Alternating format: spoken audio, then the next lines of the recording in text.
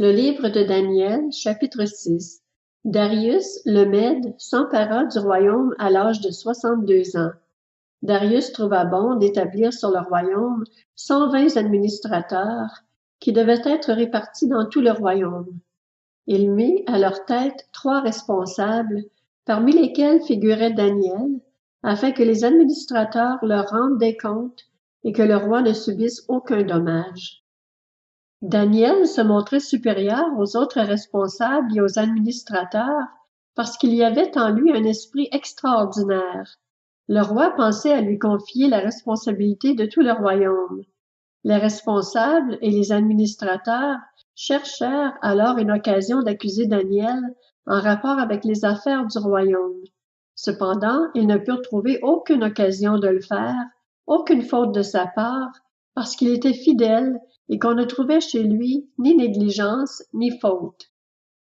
Ces hommes dirent: « Nous ne trouverons aucun motif d'accusation contre ce Daniel, à moins d'en trouver un dans la loi de son Dieu. » Puis ses responsables et ses administrateurs se précipitèrent vers le roi et lui dirent: « Roi Darius, puisses-tu vivre toujours? » Tous les responsables du royaume, les intendants, les administrateurs, les conseillers et les gouverneurs sont d'avis que le roi proclame un édit comportant une interdiction sévère.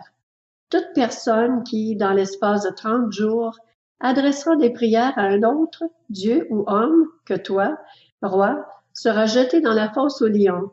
Maintenant, roi, confirme l'interdiction et écris le décret afin qu'il ne puisse pas être modifié comme la loi des Mèdes et des Perses qui est irrévocable. Là-dessus, le roi Darius écrivit le décret d'interdiction.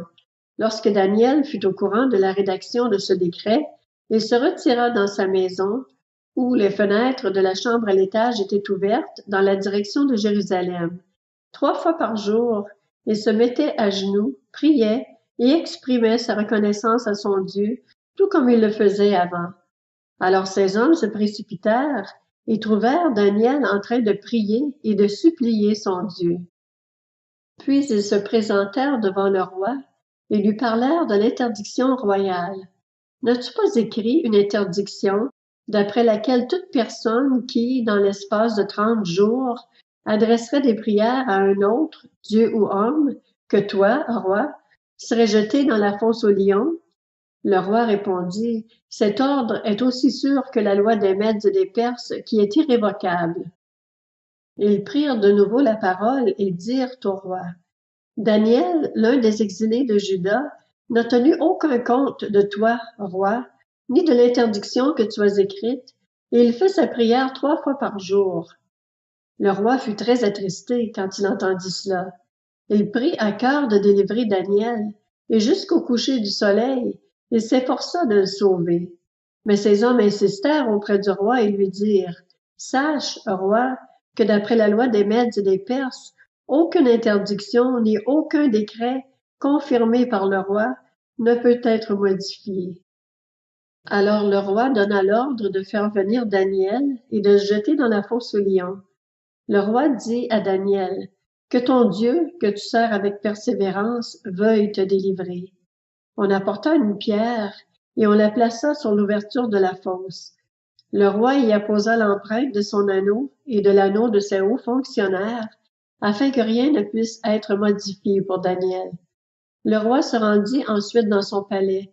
Il passa la nuit sans manger, sans faire venir de danseuse devant lui et sans parvenir à trouver le sommeil. Le roi se leva tôt le matin avec l'aurore et se précipita à la fosse aux lions.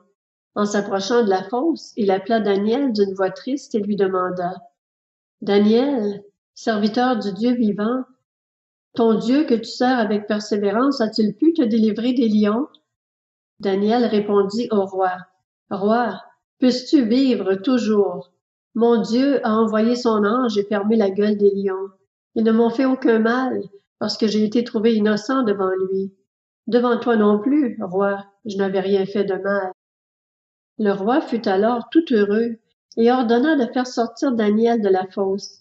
Daniel fut retiré de la fosse. On ne trouva aucune blessure sur lui parce qu'il avait eu confiance en son Dieu. Le roi ordonna que les accusateurs de Daniel soient amenés et jetés dans la fosse aux lions avec leurs enfants et leurs femmes. Avant qu'ils ne soient parvenus au fond de la fosse, les lions les attrapèrent et brisèrent tous leurs os. Après cela, le roi Darius écrivit à tous les peuples, à toutes les nations, aux hommes de toute langue qui habitaient tout l'empire. Que la paix vous soit donnée en abondance. J'ordonne que dans toute l'étendue de mon royaume, on ait de la crainte et un profond respect pour le Dieu de Daniel. En effet, il est le Dieu vivant et il subsiste éternellement. Son royaume ne sera jamais détruit et sa domination durera jusqu'à la fin. C'est lui qui délivre et qui sauve, qui accomplit des signes et des miracles dans le ciel et sur la terre. C'est lui qui a délivré Daniel de la griffe des lions. Daniel prospéra sous le règne de Darius, c'est-à-dire de Cyrus le Perse.